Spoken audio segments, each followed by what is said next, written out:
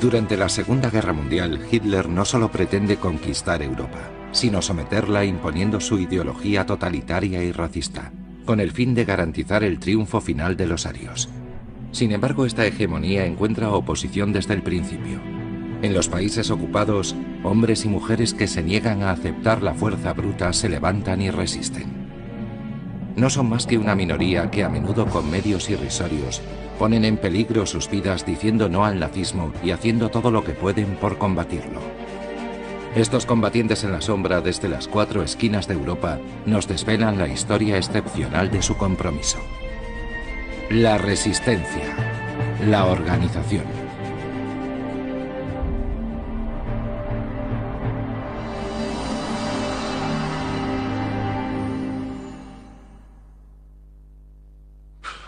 Decíamos, debemos intentar hacer algo. Nos sentíamos minúsculos en una Francia que se desmoronaba, que ya no existía. Para los intelectuales, la respuesta era, vamos a escribir. Enseguida comprendimos que lo que había que tratar de salvaguardar, o en todo caso de movilizar un poco, era la moral de la población.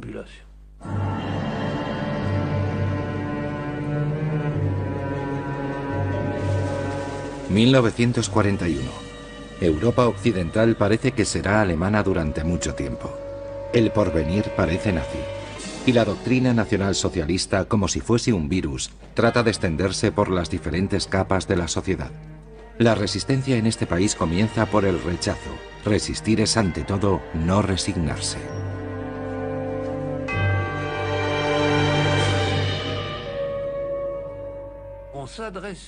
Nos dirigíamos a la opinión francesa para levantarla, para que fabricase resistentes, para denunciar las mentiras de Vichy o directamente de los alemanes y para dar informaciones importantes. Recorrimos todas las imprentas que conocíamos para pedirles que imprimiesen nuestro periódico. Utilizábamos matrices de cartón. Había correos que atravesaban el país. Eran, en general, estudiantes que pasaban más inadvertidos y que llevaban todo aquello a las imprentas. Los alemanes saquearon literalmente Francia. La vaciaron de contenido. Francia tenía una riqueza increíble en todos los aspectos. Agrícola, industrial, etc. Y contábamos lo que pasaba, lo que sabíamos por los amigos que teníamos en Vichy. El día de la redada del velódromo de invierno, evidentemente yo lo dije. Pero el ciudadano medio de París no sabía lo que estaba pasando. Veía un oficial alemán o un soldado alemán en la calle y ¡bah!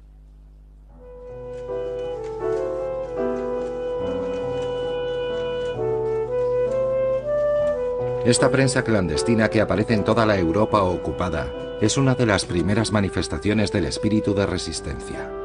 Difunde las noticias de Londres, denuncia lo nocivo de la ocupación y anima, en fin, al compromiso. Y por el hecho de existir, empieza a coordinar a los resistentes.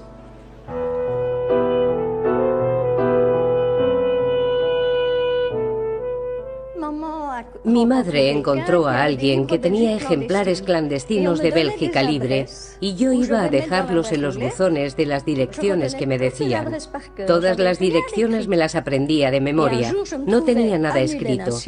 Un día estaba en la Avenida de las Naciones con los ejemplares en una maleta, cuando oigo de repente un coche que viene a toda velocidad. Y me caí, así. La rueda trasera de la bicicleta quedó doblada por la mitad. He de decir que por un instante yo también estuve doblada en dos. Entonces me dijeron, vamos a llevarla a casa y le repararemos la bicicleta por cuenta nuestra. Yo les dije, no, son ustedes muy amables, vivo aquí cerca. Cosa que no era verdad. Puedo volver sola. Pero no quisieron escucharme. Cargaron la bicicleta con la maleta en el coche y yo me dije, ¿qué voy a hacer? Y traté de hacer ver que la maleta me importaba muy poco.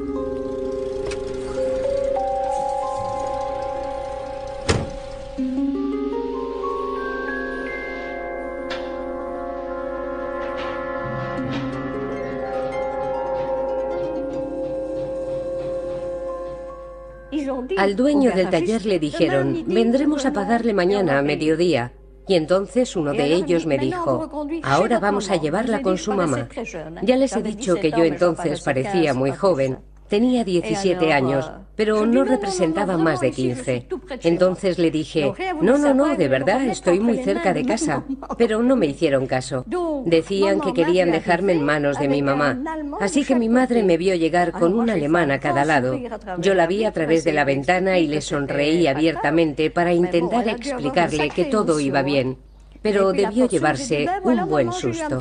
Después se abrió la puerta y yo dije, bueno, mamá, he tenido un pequeño accidente y estos señores me han traído a casa. Le dieron un pan a mi madre y, cuando se fueron, pude relajarme un poco. No obstante, yo me preguntaba, ¿qué hago? La maleta se ha quedado en el taller. E imagínese que hace solo unos meses me enteré de que aquel hombre pertenecía a la Resistencia. Así, completamente por casualidad.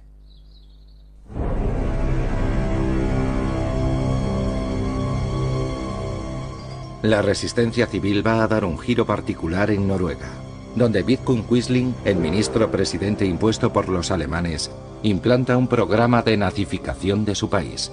La educación es uno de sus objetivos principales. Para ello, después de crear una organización de la juventud, a principios de 1942 completa su dispositivo con la implantación de un nuevo sindicato de profesores noruegos, al que debían afiliarse todos los que impartían clases.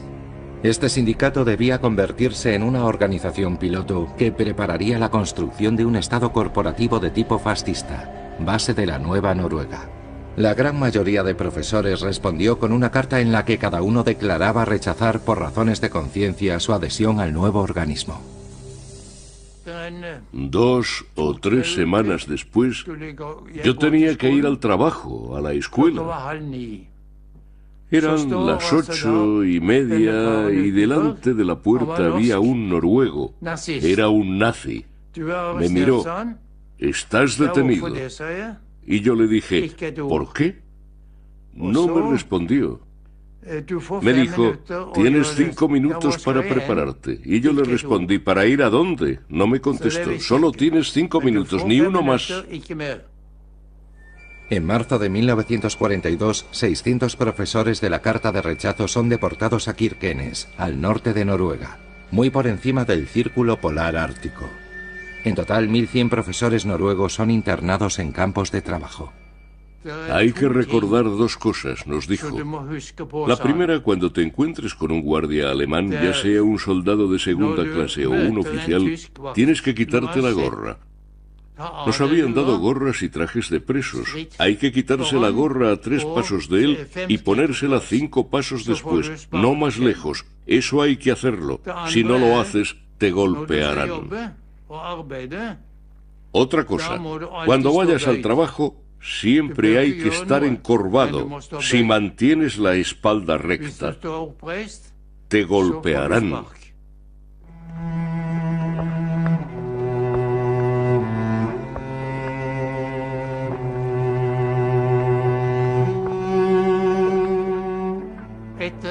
Diez días más tarde nos volvieron a interrogar. ¿Mantienes tus declaraciones? La mayoría dijo que sí.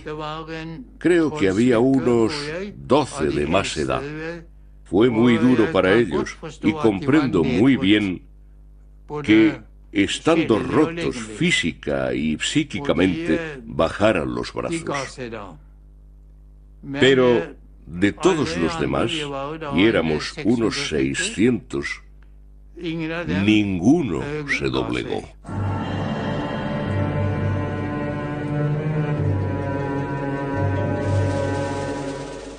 En Polonia, los planes de Hitler son diferentes a los del resto de Europa occidental. No trata de nazificar el país, solo trata de someterlo.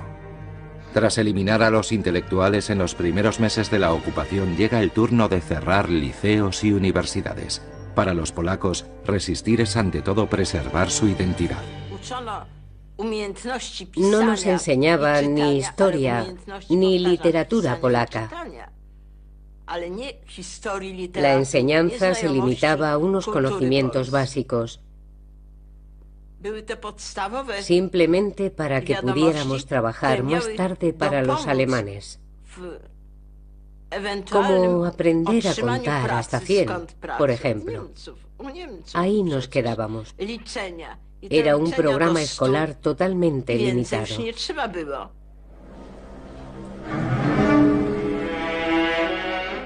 Ante ese proyecto de destrucción de su cultura, la resistencia polaca crea una red clandestina de enseñanza, las Komplety. Durante la guerra, un total de más de 100.000 alumnos van a seguir estos cursos. El éxito de las Komplety revela el compromiso de toda una nación con la resistencia civil frente a su anunciada desaparición. Nos reuníamos en casas particulares, en grupos de 6 o 7 personas.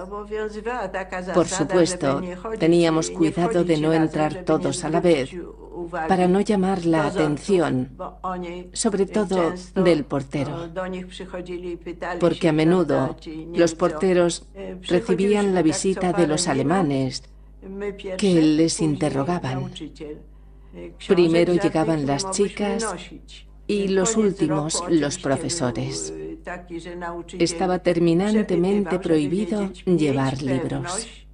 A fin de año, el profesor nos hacía un examen para asegurarse de que teníamos nivel para pasar al curso superior.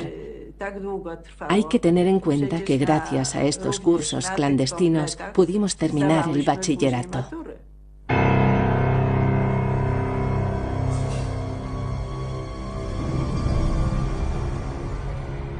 El 22 de junio de 1941, Hitler lanza la Operación Barbarroja. Se precipita sobre la Unión Soviética, rompiendo el pacto que le unía a Stalin desde 1939.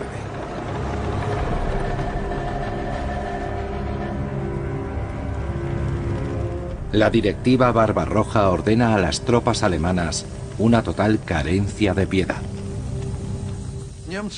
Los alemanes empezaron a disparar contra toda la columna y en cuestión de 15 o 20 minutos había quedado exterminada. A la primera ráfaga yo conseguí salir del vehículo y saltar al terraplén. Me incorporé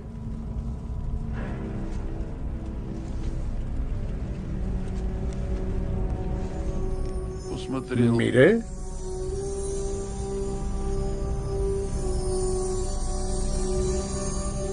el sol brillaba y me encontré solo en el mundo. No había nadie a mi alrededor. Todo estaba en llamas. En aquella columna había cerca de 2000 hombres. 2 batallones.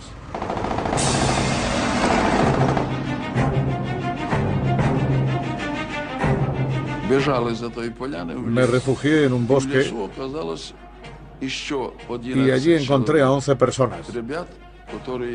11 jóvenes que, como yo, habían conseguido escapar de los vehículos y salvarse. Los jóvenes se dirigieron a mí y me dijeron: camarada, ¿qué vamos a hacer?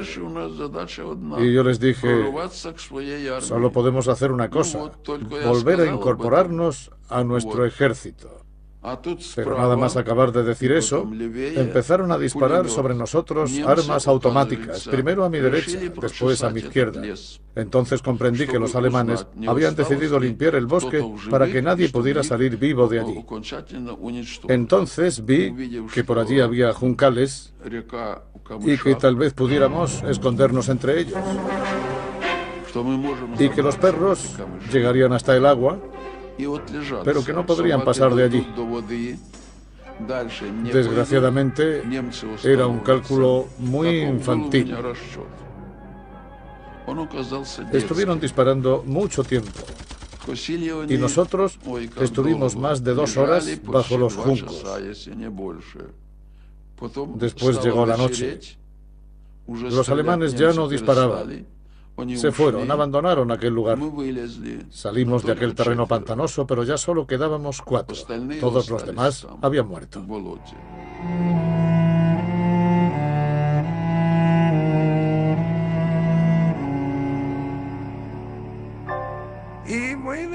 Y nosotros, los heridos, fuimos al bosque. Allí nos construimos una especie de abrigo bajo tierra de 3 o 4 metros cuadrados. Utilizamos maderas para consolidarlo. Lo camuflamos por encima con tierra y ramas. Habíamos instalado una trampilla, como para una bodega subterránea. Y recuerdo que había 3 escalones. Cuando llegó el invierno, aún estábamos ocultos en aquel refugio. Pero durante el día no podíamos hacer fuego para calentarnos, porque el humo habría sido demasiado visible cuando helaba, y los alemanes nos habrían localizado.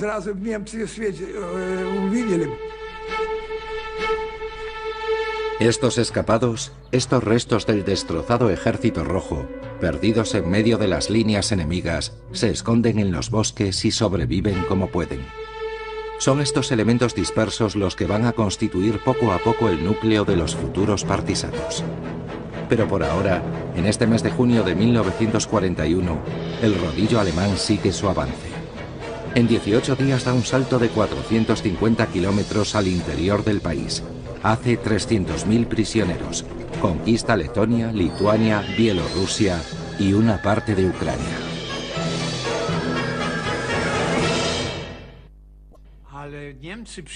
Los alemanes entraron en la ciudad y nosotros nos alegramos. Se iban a acabar los saqueos, porque hasta entonces los polacos y los bielorrusos robaban a los judíos y nadie nos ayudaba porque no había policía. Nos acordamos de los alemanes en la Primera Guerra Mundial. Conquistaron Vilna. Se quedaron allí 3 años y a los judíos no les fue demasiado mal. Era posible que no tuviéramos que huir. Hitler, Schmickler, vamos a esperar un poco. Yo, por ejemplo, tenía la idea de irme en bicicleta con unos amigos, pero nuestros padres no quisieron. Yo no tenía más que 17 años, no sabíamos qué hacer. Pero aquello no duró más de 2 días. 2 días después, los alemanes entraron en Vilna y todos los sueños, todos los proyectos se evaporaron.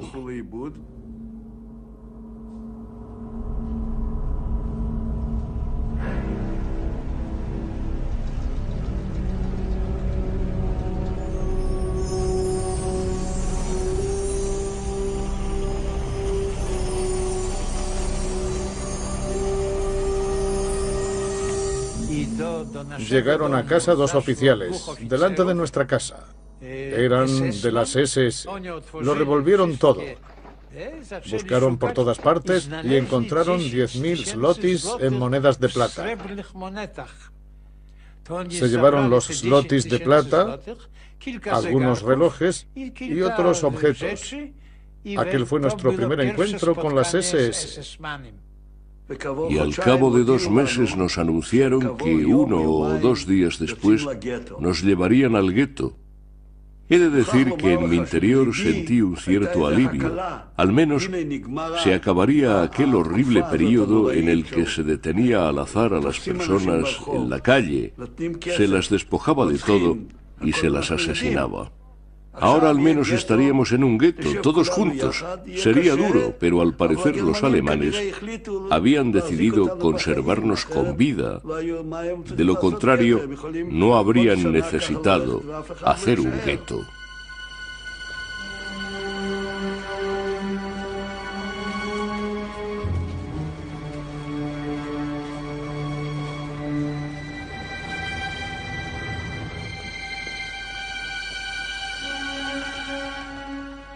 A ambos lados de la calle, en las aceras, los polacos y los lituanos contemplaban el espectáculo de los judíos caminando por el centro de la calle con sus paquetes.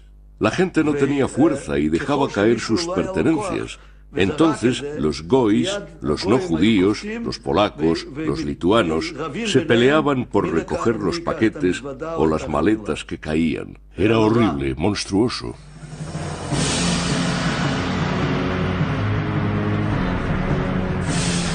La guerra contra la URSS es pues una guerra racista, una guerra colonial y también una guerra ideológica.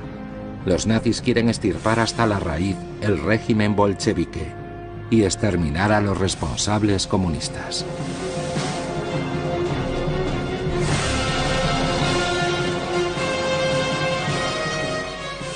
En el otoño de 1941, Hitler impone a sus estados satélites, entre ellos Hungría, Rumanía y Croacia, el pacto anti-Comintern. Un país como Dinamarca, que creía poder conservar un cierto grado de autonomía, se obliga con esta firma a poner a sus comunistas fuera de la ley. Los comunistas, que antes eran muy poco populares a causa del ataque de los rusos contra Finlandia, se convirtieron de repente en mártires. Y en 6 meses todas las reticencias que teníamos con respecto a ellos se transformaron en compasión. Y más adelante, este fenómeno desempeñó un papel importante para la resistencia, porque comprendimos que a pesar de las grandes diferencias políticas, había que unirse en la lucha contra el enemigo común, que era el nazismo. En un primer momento, los jóvenes daneses, los estudiantes, salieron a la calle. Hicieron importantes manifestaciones. Después, otros jóvenes se unieron a ellos. En otoño de 1941, la ciudad de Copenhague era un hervidero. Había realmente problemas muy serios en la ciudad. Los comunistas eran muy rápidos a la hora de entrar en acción. Hay que decir que estaban acostumbrados a vivir en la clandestinidad, ya desde antes de empezar la guerra. Entonces, era para derribar nuestra democracia, pero por ello ya disponían del aparato necesario para constituir grupos de resistencia contra los alemanes, y lo hacían muy bien. Y a partir de junio de 1941, todos los partidos comunistas de Europa se activan desde el momento en que Stalin les hace un llamamiento de ayuda para que se comprometan sin tardanza en la lucha armada contra los nazis. A partir de ahora, los comunistas tienen la misión de golpear al ocupante por cualquier medio. Mi madre era comunista y se puso inmediatamente a distribuir octavillas para la resistencia, conmigo, con mi hermana Freddy y con mi hermano pequeño, que no tenía más que 6 años. Y recuerdo muy bien que en una ocasión abrió la puerta y recibió a un señor con sombrero. Nos pidió que entrásemos en la resistencia, lo que se llamaba la Gran Resistencia, con una organización militar, un comandante, subcomandantes, etc. Nos dijo, habrá que hacer sabotajes y después matar nazis. Entonces mi hermana, que tenía 15 años, dijo... Yo dije, Dios mío, yo nunca he hecho eso. Por supuesto que nunca lo había hecho, pero no era ninguna broma. Sin embargo, era algo inimaginable. Pero al mismo tiempo yo estaba de acuerdo en participar. Y la verdad es que ejercía influencia sobre nosotros. Era un tipo guapo, elegante, un caballero. Había un bosque cerca de la casa donde nos entrenábamos. Y un día vino Franz.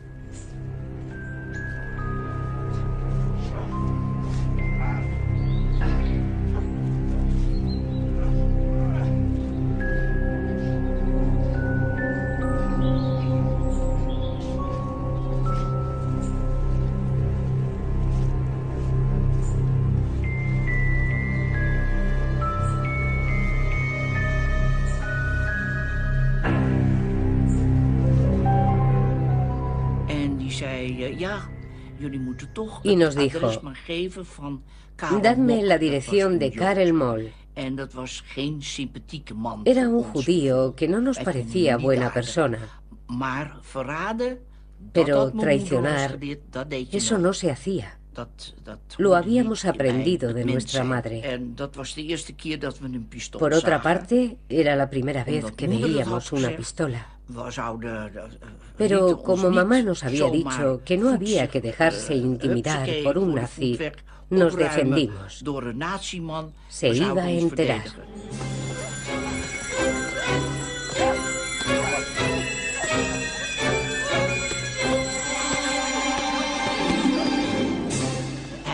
No se lo podía creer. Gritaba: «Es una prueba, es una prueba». ¿Cómo que una prueba? Eso nos puso aún más furiosas y le dimos unas cuantas patadas más. Tuvo que pedir disculpas más tarde. Aquello no estuvo bien. No se podía esperar eso de un hombre de la Resistencia. Quizás había leído demasiados libros.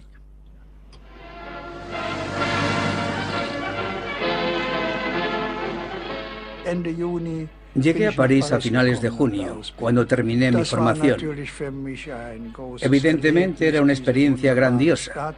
Nada más hermoso que estar destacado aquí durante la guerra, en esta ciudad maravillosa. Yo simpatizaba con la guerra y con Hitler, porque siendo hijo de obreros, me daba la oportunidad de venir por primera vez a una ciudad tan bella y de representar a Alemania.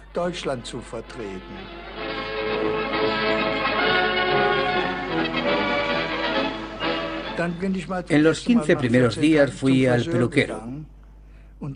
Era un tipo muy simpático. Hablaba alemán, ya que por pura casualidad era alsaciano. Era la primera vez que alguien me hacía preguntas a las que yo no sabía responder. Por ejemplo, en el fondo, ¿qué quieren ustedes aquí en París? ¿Qué proyectos tienen?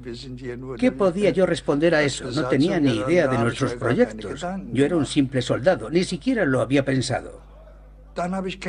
Después tuve un encuentro con otra persona. Como yo era un poco presumido, quería hacerme un traje en un sastre. De manera sutil y muy hábil, me incitó a reflexionar. Entonces, yo no era consciente de nada. Mucho más tarde supe que tanto el peluquero como el sastre eran miembros del Partido Comunista y, naturalmente, estaban en contacto con la Resistencia. Ellos me abrieron los ojos y tomé conciencia. Después de haber escuchado, visto y debatido un montón de cosas, me dije: finalmente, puesto que soy un soldado de la Wehrmacht, soy cómplice de una banda de criminales organizada a nivel de Estado. Después de aquella toma de conciencia política me pregunté: ¿qué hacer? No es posible. Y me dije: si tengo que morir en esta guerra, cosa que no está excluida y que puede suceder,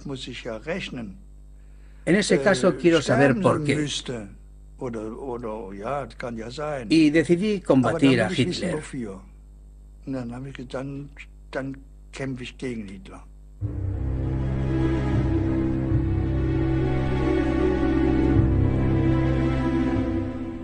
Desde que me hice miembro del Partido Comunista, llevé dos vidas y tenía mi enlace con la Resistencia. Además, teníamos tareas que cumplir. Hacer propaganda contra Hitler entre sus soldados. Eso era lo más duro, porque eran terriblemente fanáticos. Era difícil distribuir octavillas y encontrar armas. ¿Y dónde distribuir las octavillas? En cualquier sitio donde hubiese soldados alemanes, principalmente en los restaurantes donde los soldados alemanes pasaban la mayor parte de su tiempo. Una de mis especialidades era un restaurante de la Luftwaffe. Ya había puesto octavillas varias veces en los lavabos, entre los rollos de papel higiénico.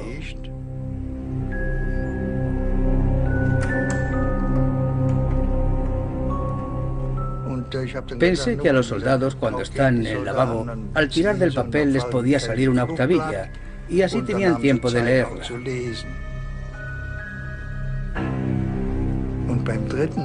A la tercera o cuarta vez voy, lleno el rollo de octavillas. Salgo y me encuentro con varios soldados.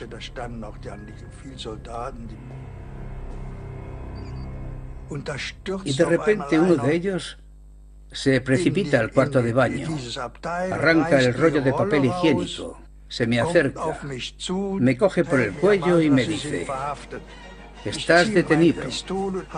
Yo desenfundo la pistola y, dando un paso atrás, les mantengo a distancia. Salgo y corro por la calle. Era una calle paralela al Eliseo. Doblo una esquina, me vuelvo, no hay nadie detrás de mí. Una vez más he tenido suerte. Por supuesto, nunca volví a poner los pies en aquel restaurante.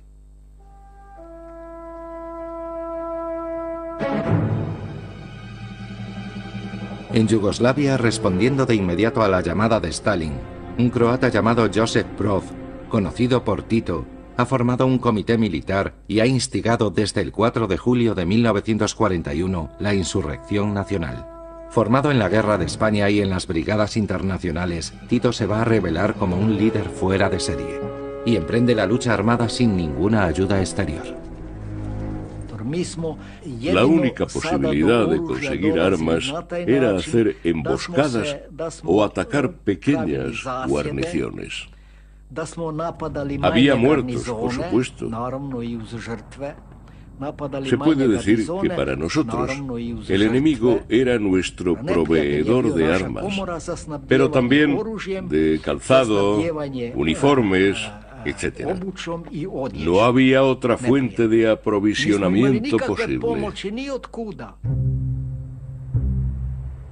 Tito, como líder carismático, consigue reunir las diversas nacionalidades yugoslavas bajo el estandarte comunista. Y aunque la guerra de sus partisanos es una guerra de liberación, también es al mismo tiempo una guerra ideológica. En todas partes donde instala sus tropas, pone las bases de una nueva sociedad. El comité decía, por ejemplo, este campesino tiene 2 vacas, hay que dar una de ellas a los partisanos.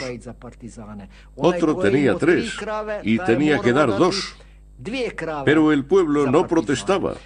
Al contrario, nos ayudó con muchísimo entusiasmo en el 80% de los casos. Pero, ¿por qué estaban con nosotros? Porque sus hijos eran partisanos. Después de prestar juramento me convertí en partisano y tuve la oportunidad de pronunciar el primer discurso de mi vida.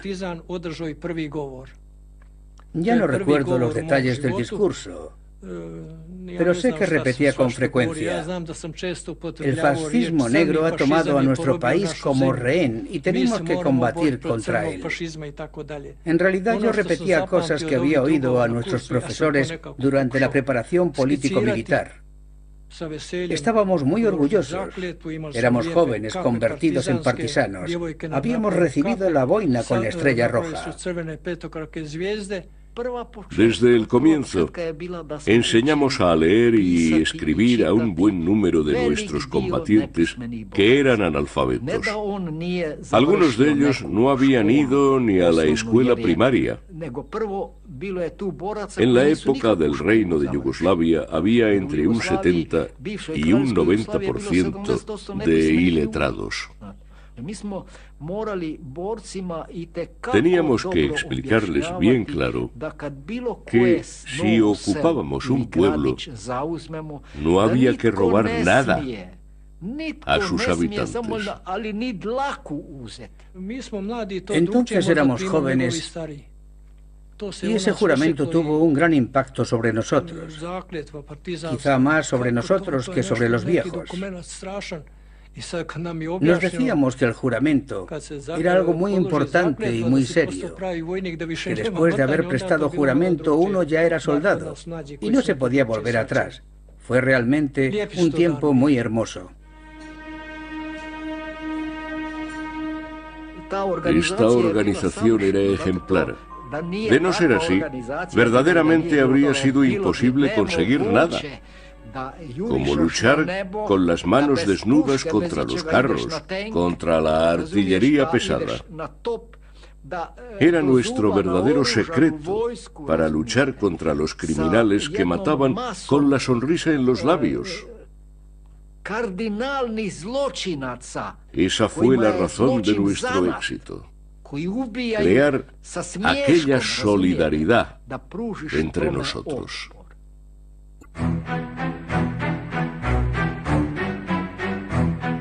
Al oeste y a partir de ahora aliado de la URSS, el Reino Unido es el único estado que ha conseguido resistir a la invasión alemana. Como es natural, se ha convertido en el refugio de los gobiernos legítimos de las naciones vencidas. El rey Haakon de Noruega, la reina Guillermina de Holanda, el gobierno belga, el rey de Yugoslavia, el de Grecia, el gobierno polaco y un general francés llamado de Gaulle, que con el apoyo de Churchill ha fundado Francia Libre para mantener a Francia en estado de guerra. Los franceses que rechacen el armisticio y el gobierno de Vichy pueden enrolarse aquí para continuar el combate. Conocíamos la existencia de Francia Libre, pero sabíamos muy poco de quiénes o cuántos eran. Eso no lo sabíamos. Pero en cualquier caso, sabíamos que allí los franceses seguían luchando y con total espontaneidad pensábamos, si existe un medio, hay que recurrir a él. Cuando llegamos a Lisboa nos encontramos con el representante del general de Gaulle en Portugal. Ya no recuerdo su nombre, pero allí estaba él. Y cuando veía llegar franceses, él los recibía. Y cuando estos franceses le decían, queremos unirnos al general de Gaulle, él decía, despacio, no habléis mucho, pero en cuanto haya un avión, os embarco. Para los jóvenes europeos que quieren resistir se impone una elección: permanecer en el sitio y luchar contra el ocupante con medios limitados, o bien elegir el exilio y unirse a Londres y a la lucha armada. Cuando el barco zarpó del puerto, miré a nuestro pueblo que se alejaba. Y tengo que admitir que en aquel momento pensé que quizá fuese la última vez que lo veía. Sabía que iba a la guerra, y de la guerra nunca se sabe si se va a volver. Lo que sentí en aquel momento fue una sensación sombría, mezclada con el hecho de que era un momento extraordinario de mi vida. Una sensación que se grabó en mí para siempre.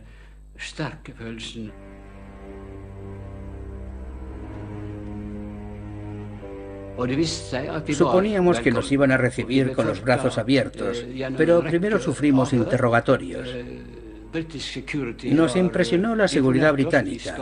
Controlaron hasta las cajas de cerillas, trocearon nuestras pastillas de jabón para ver si no había nada oculto en su interior.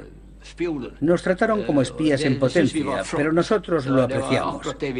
Era exactamente lo que esperábamos, encontrar gente despierta en este mundo, capaz de entender las amenazas, porque nosotros teníamos un gobierno que no había visto venir nada. Después nos preguntaron qué queríamos hacer.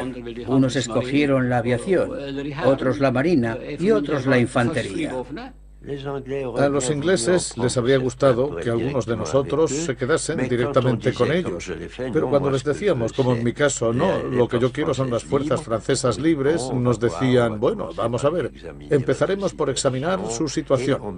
A mí me enviaron a Londres, a Court Gardens, donde estaba el servicio que reclutaba a los franceses que querían alistarse. Pero el SOE, es decir, el Ejecutivo de Operaciones Especiales, el servicio secreto de Churchill, necesitaba individuos francófonos. Porque estaba bien tener ingleses, pero para formar agentes secretos era necesario hablar una de las lenguas de Europa. No echaban mano de todos los franceses. Te daban discretamente una comisión de oficial británico y ya estabas, con uniforme británico. En julio de 1940, Winston Churchill había tenido la idea de crear un nuevo servicio secreto, el Ejecutivo de Operaciones Especiales, SOE, cuya misión principal era orientar la actividad de los resistentes en toda Europa para contribuir a la realización de planes de guerra. Una ayuda material, pero también humana, para hacer lo más eficaces posible a aquellas guerrillas que, según Churchill, no dejarían de desarrollarse en los países ocupados. Dijo textualmente, prender fuego a Europa. ¿Se imaginan esto en 1940? Bueno, hubo gente que le creyó. Martin Ling había sido seleccionado para buscar personas susceptibles de integrar esta sección especial. Yo había dicho que quería enrolarme en la Marina, pero 15 minutos después ya había olvidado la Marina y les dije: quiero formar parte de vuestra sección absolutamente. Vino hacia mí, me tendió la mano y me dijo: Martin Ling, aquel apretón de manos fue suficiente. Después se volvió y me dijo: ¿estás casado? No, respondí. Aquello me extrañó. Mejor, así no habrá que pagar una pensión a la viuda. Allí no éramos más que la French Section. La sección francesa era la sección más importante del SOE, pero también estaba la yugoslava, la belga, la noruega. A principios de abril empezamos nuestra formación inicial. Esta primera formación era para asustarnos. Lo que aprendíamos era bastante brutal, bastante duro. Y a cada momento nos preguntaban si queríamos seguir. Estaba claro que se trataba de evaluarnos y por nuestra parte debíamos ver si éramos capaces de hacerlo. Allí había unos que se quedaban, que desaparecían, y otros que pasaban a la siguiente escuela, que era una escuela de mando en Escocia, la escuela de salto de Ringway en Manchester. Y finalmente estaba la escuela de seguridad para aprender todo el orden de batalla alemán, los uniformes, los servicios secretos, la implantación de la Gestapo en Francia, cómo hacer seguimientos, cómo redactar falsos mensajes codificados. Pero nuestra escuela era la Escuela Superior de Demolición de Hartford. Aquello fueron 4 semanas en las que nos disfrazaron de dinamiteros y solo soñábamos con explosivos. Nos daban clases sobre explosivos en la pizarra. Después hacíamos prácticas con metales, con máquinas. Al final nos convertíamos en plástico.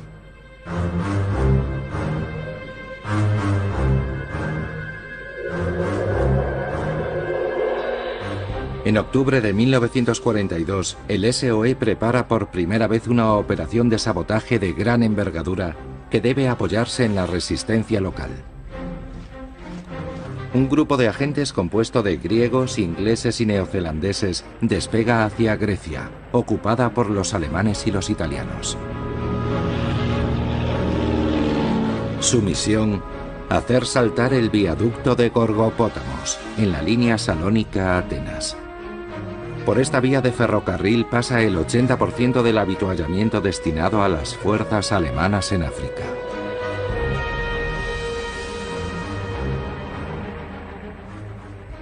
Volamos por encima de Creta a una altura de 2.700 metros, pero nos vieron y las baterías antiaéreas abrieron fuego. Algunos disparos nos alcanzaron en la cola del avión.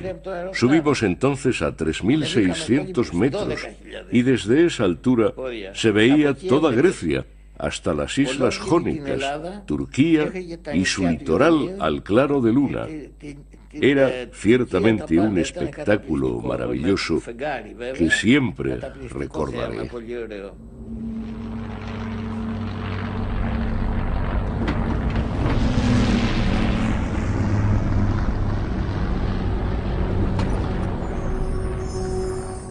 Al alba, tomamos los gemelos y vimos que los italianos habían salido de su campamento y buscaban a los paracaidistas que habían avistado por la noche.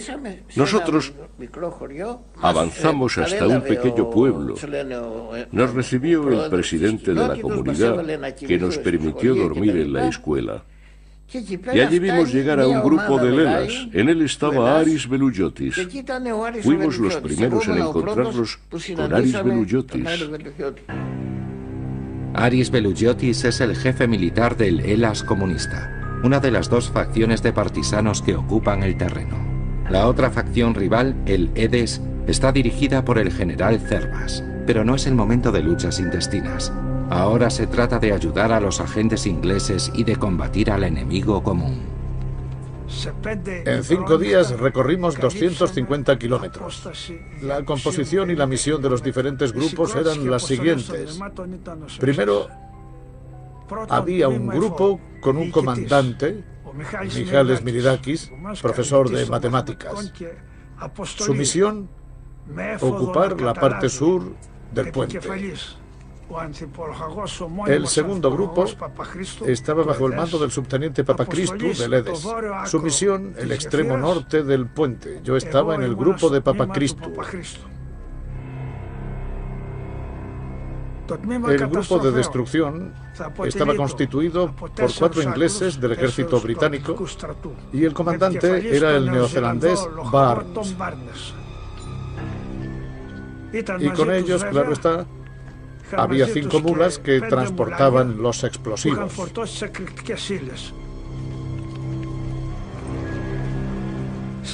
En la parte sur solo había un centinela.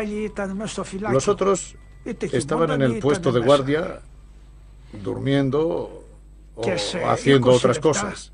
Así, en 20 minutos, habíamos tomado el puesto de la parte sur. En la parte norte ocurrió lo siguiente. Aunque parezca raro, los italianos estaban en posición de combate, en un puesto donde había una ametralladora y en los puestos de apoyo avanzados.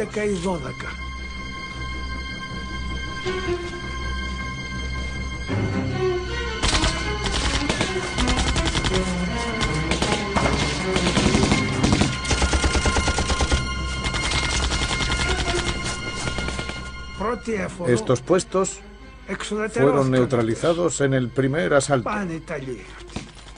Solo quedaba el de la ametralladora. Los neozelandeses pusieron los explosivos bajo el puente.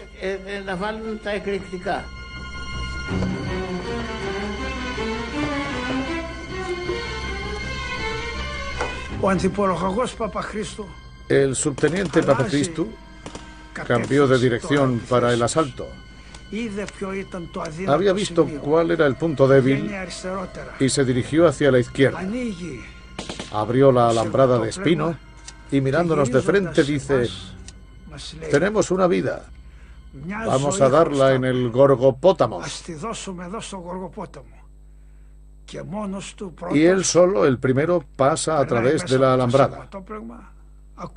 En el momento del asalto, el subteniente resulta herido, pero no se detiene. Lanza una granada. Vimos cómo un italiano saltaba por los aires a causa de la explosión y trataba de huir por la línea del ferrocarril. Yo estaba allí y le dije: detente. Le hablé en griego, que no sé si entendía o no, pero comprendió por los gestos que le hice. Lo hice prisionero. Oímos los 3 pitidos y nos protegimos como pudimos. Y de repente,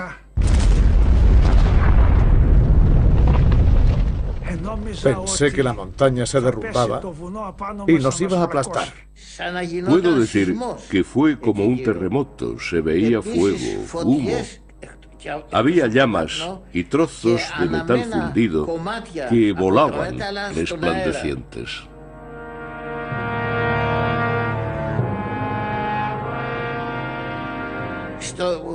En Gorgopótamos se encontraron todas las tendencias políticas. Edes, Elas y también los aliados. Entre los aliados había incluso un representante del ejército heleno de Oriente Medio. Era yo. Todos estábamos allí y fue la primera vez que hubo esta cooperación. Desgraciadamente fue la única operación hecha en común por todos los partisanos. Fue, por desgracia, la única. Durante todo el tiempo que duró la ocupación, no hubo ninguna otra, solo esa. De este modo, los aliados comprendieron que podían realizar operaciones con los resistentes locales en otros países de Europa. Pero lo más importante fue que el éxito de aquella operación levantó la moral de las tropas, y no solo la moral de los resistentes, sino de la gente en general. Les dio esperanzas. esperanza y convicción de que algo podía pasar y que el momento de la liberación podía llegar.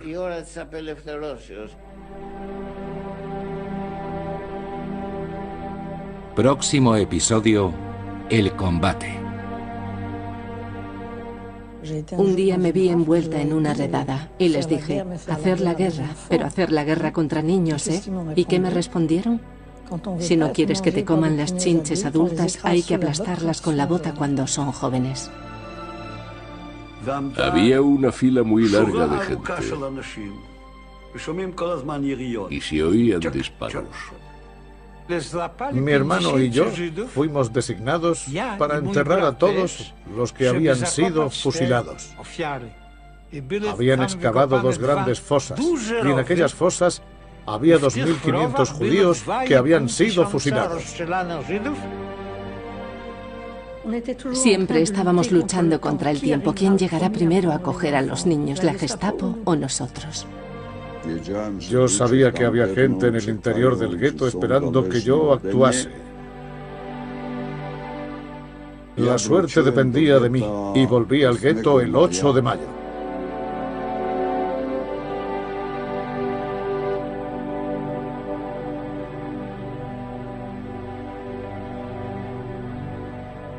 Yo siempre tenía el sentimiento de que por ser judío debía ser más heroico que los otros.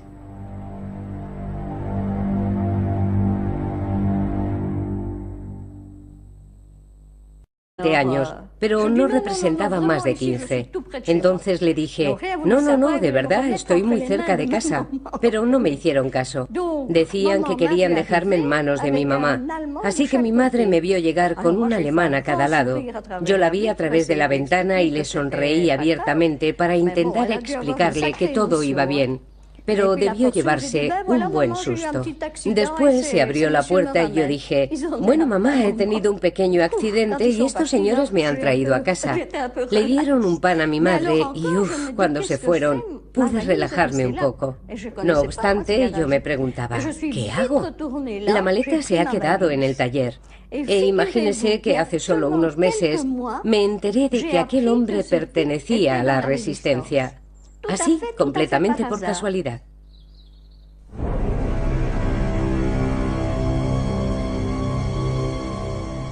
La resistencia civil va a dar un giro particular en Noruega, donde Vidkun Quisling, el ministro presidente impuesto por los alemanes, implanta un programa de nazificación de su país. La educación es uno de sus objetivos principales. Para ello, después de crear una organización de la juventud, a principios de 1942 completa su dispositivo con la implantación de un nuevo sindicato de profesores noruegos, al que debían afiliarse todos los que impartían clases. Este sindicato debía convertirse en una organización piloto que prepararía la construcción de un Estado corporativo de tipo fascista, base de la nueva Noruega. La gran mayoría de profesores respondió con una carta en la que cada uno declaraba rechazar por razones de conciencia su adhesión al nuevo organismo.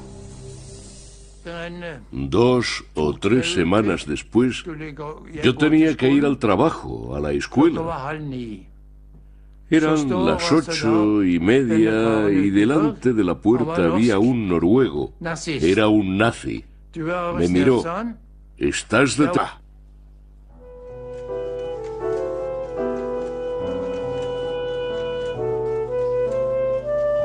Esta prensa clandestina que aparece en toda la Europa ocupada es una de las primeras manifestaciones del espíritu de resistencia. Difunde las noticias de Londres, denuncia lo nocivo de la ocupación y anima, en fin, al compromiso. Y por el hecho de existir, empieza a coordinar a los resistentes.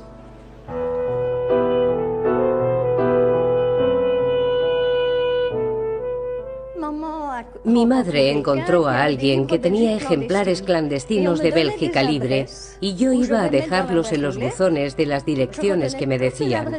Todas las direcciones me las aprendía de memoria, no tenía nada escrito. Un día estaba en la Avenida de las Naciones con los ejemplares en una maleta, cuando oigo de repente un coche que viene a toda velocidad. Y me caí, así. La rueda trasera de la bicicleta quedó doblada por la mitad. He de decir que por un instante yo también estuve doblada en dos. Entonces me dijeron, vamos a llevarla a casa y le repararemos la bicicleta por cuenta nuestra. Yo les dije, no, son ustedes muy amables, vivo aquí cerca. Cosa que no era verdad. Puedo volver sola. Pero no quisieron escucharme. Cargaron la bicicleta con la maleta en el coche y yo me dije, ¿qué voy a hacer? Y traté de hacer ver que la maleta me importaba muy poco.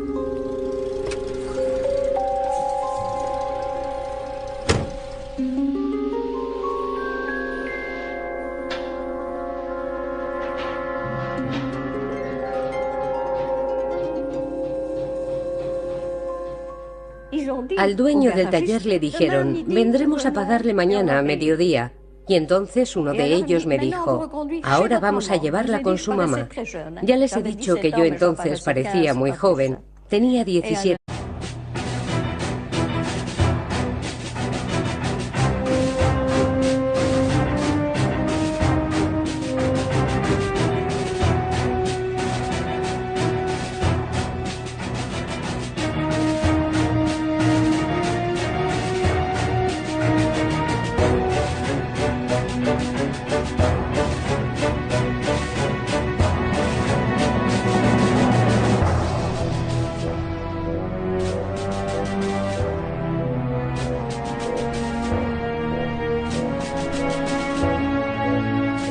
Durante la Segunda Guerra Mundial, Hitler no solo pretende conquistar Europa, sino someterla imponiendo su ideología totalitaria y racista, con el fin de garantizar el triunfo final de los arios.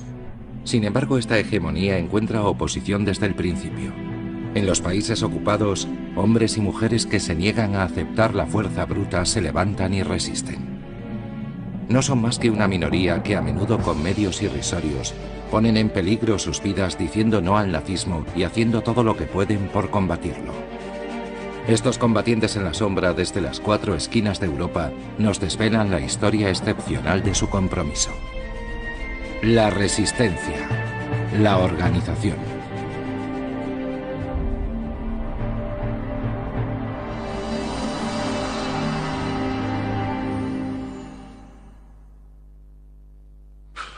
Decíamos, debemos intentar hacer algo.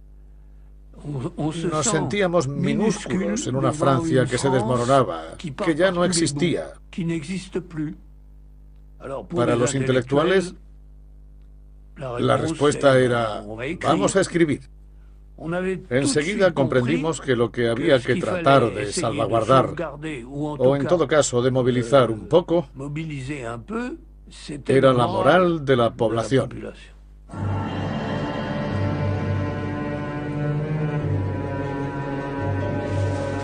1941. Europa occidental parece que será alemana durante mucho tiempo. El porvenir parece nazi. Y la doctrina nacionalsocialista, como si fuese un virus, trata de extenderse por las diferentes capas de la sociedad. La resistencia en este país comienza por el rechazo. Resistir es ante todo no resignarse.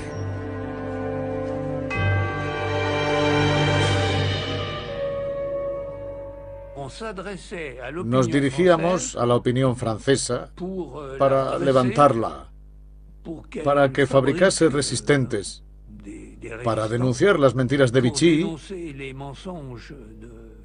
o directamente de los alemanes y para dar informaciones importantes. Recorrimos todas las imprentas que conocíamos para pedirles que imprimiesen nuestro periódico. Utilizábamos matrices de cartón. Había correos que atravesaban el país. Eran, en general, estudiantes que pasaban más inadvertidos y que llevaban todo aquello a las imprentas. Los alemanes saquearon literalmente Francia. La vaciaron de contenido. Francia tenía una riqueza increíble en todos los aspectos. Agrícola, industrial, etc. Y contábamos lo que pasaba, lo que sabíamos por los amigos que teníamos en Vichy. El día de la redada del velódromo de invierno, evidentemente yo lo dije. Pero el ciudadano medio de París no sabía lo que estaba pasando. Veía un oficial alemán o un soldado alemán en la calle y yo le dije, ¿por qué? No me respondió. Me dijo, tienes 5 minutos para prepararte. Y yo le respondí, ¿para ir a dónde? No me contestó, solo tienes 5 minutos, ni uno más. En marzo de 1942, 600 profesores de la Carta de Rechazo son deportados a Kirkenes, al norte de Noruega, muy por encima del Círculo Polar Ártico. En total, 1.100 profesores noruegos son internados en campos de trabajo. Hay que recordar 2 cosas, nos dijo. La primera, cuando te encuentres con un guardia alemán, ya sea un soldado de segunda clase o un oficial, tienes que quitarte la gorra. Nos habían dado gorras y trajes de presos. Hay que quitarse la gorra a 3 pasos de él y ponérsela 5 pasos después, no más lejos. Eso hay que hacerlo. Si no lo haces, te golpearán. Otra cosa, cuando vayas al trabajo, siempre hay que estar encorvado. Si mantienes la espalda recta, te golpearán.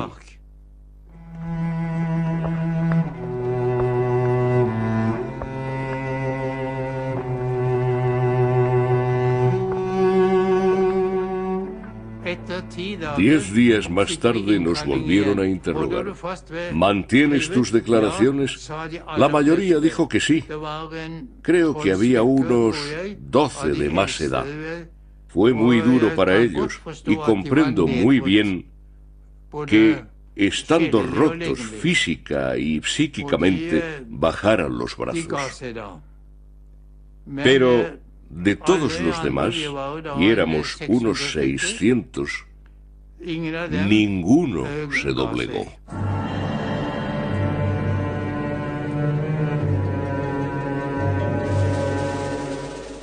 En Polonia, los planes de Hitler